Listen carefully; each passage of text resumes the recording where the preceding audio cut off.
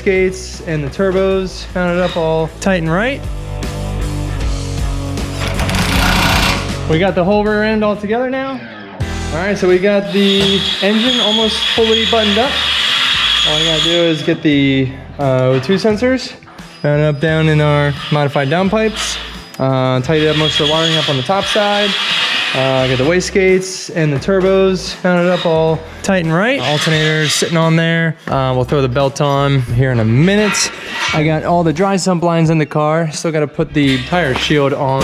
And then I got this guy, which I'm going to modify. So this guy will sit something like right about here. We just added that little tab right to the subframe.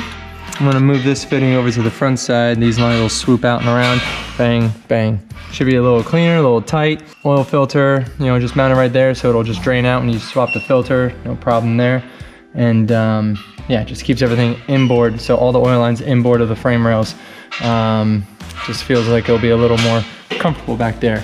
The oil lines are back in the car. A little bit of a pain to run. Bunch of lines, a bunch of dash 16s and dash 12s. So these guys, they run all the way up to the tank, down and out forward. We got our Oberg filter, which is another filter on top of the paper filter. K&M one up front. The Oberg is like a more coarse style filter. It kind of collects everything coming off the motor. So you can see, we take it apart, we clean it at the end of each race and get a good idea of how the motor is doing, how the bearings are doing. Nate is finishing up the subframe, and then that's gonna go in, and then the axle's going in, and the dip's going in, and everything's going in, so she's almost ready. Next up is the oil drain lines for the turbos. They used to kind of come down, run across here, and back up and around. This one kind of came like, it was too long, too much of a mess. I thought I didn't really like them running up this way before, but you know, when the manifold's on, the piping and all that is in place, it looks good. This follows the rad line. Lines are way shorter, way cleaner, further away from the heat, further away from danger zone down here. So just kind of shorten those up real quick. And what's cool about this little drain setup is the daily dry sump pump has a suction fitting on it. So it has like an extra scavenge just for pulling the oil out of the turbos. So I have this sweet little fitting from XRP. It actually goes from a 10 to an 8 and is a swivel lockdown ORB fitting. So I can set this whatever position I want. It converts it from a 10 to an 8 because that's all these little turbos need. And then I put a little T on the end of this thing and it pulls from both turbos. So spray a little brake clean through this thing. I clean every fitting when it comes to oil and every line when it comes to oil before it goes on the car. So right in there, a little red cap, we'll pop that off and throw this thing in.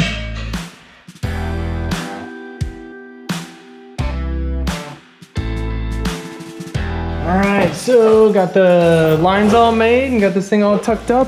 It's I really like where it is. It used to be the other way around, so the lines were a little shorter, but it was also out here. So it was a little easier to swoop all the lines to it. Yeah, feeling really good about it.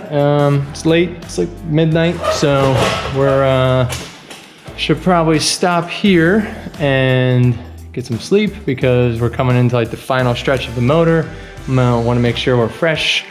Tomorrow is fluids, fuel, do fuel pressure check, oil, do oil pressure check. That's what's cool about having the all the external pumps. We can basically pressurize everything in the car without even turning it on. We can do water. We can run the external water pump on that. We can do the dry sump and spin it with our little extra cog gear and make oil pressure, check for leaks. We can do fuel pressure, of course, and then power steering is already done. It'll be nice to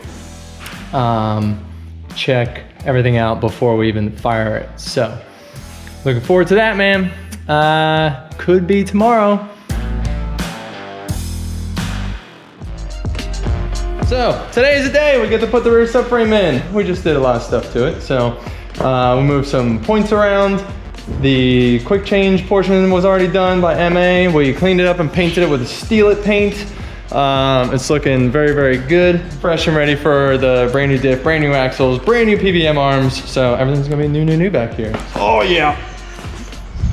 It's not that heavy, but picking it up was hard. So just trying to show off. You know, we're taking extra precaution on a subframe that's gonna bang the ground, but you know. So now, just get her kind of wedged up a little bit and started. This is the other Nissan bin. Probably did random Nissan hardware, but got our subframe nuts. I guess they just got tossed in here. There's the other new one. All right. Grab a 19 on a impact.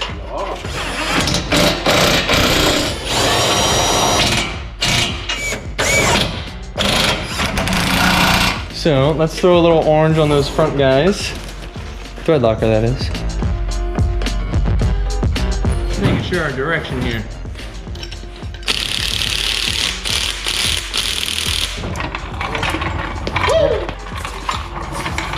Give her the old leg push. Yep.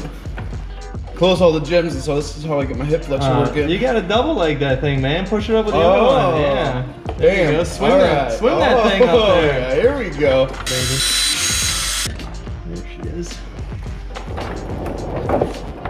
All right. The funny part about having a lift, you'll still do a lot of stuff on the ground. So yeah, there she is. Oh, it's a tight fit, but she's in there. All good, all good. Crikey, mate, we gotta win this rear diff in its natural habitat. Oh, that's right in the back of a pro drift car.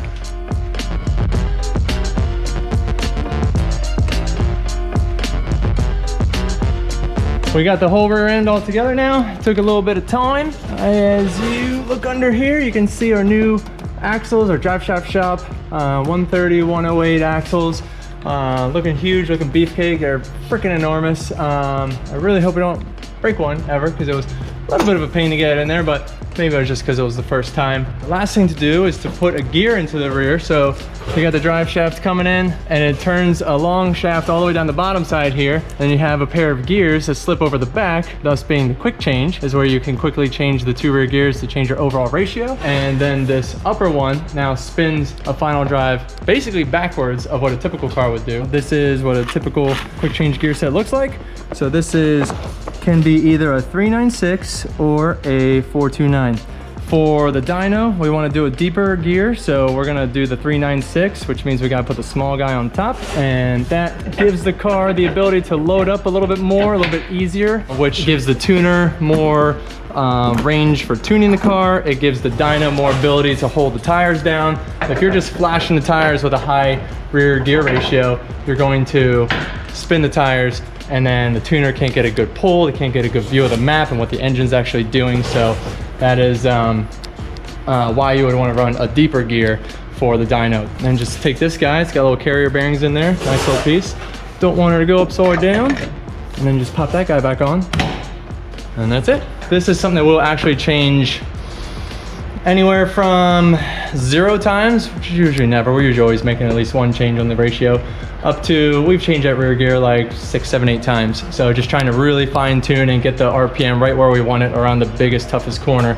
So we're putting all the power down, which all that really does is allow you to run less power through the engine, so you're not having to compensate a bad gear ratio with more horsepower. So it's just less strain on the drivetrain if you have your gear ratio tuned up just right.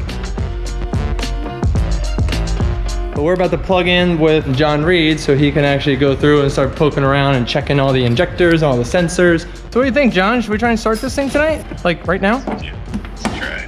All right.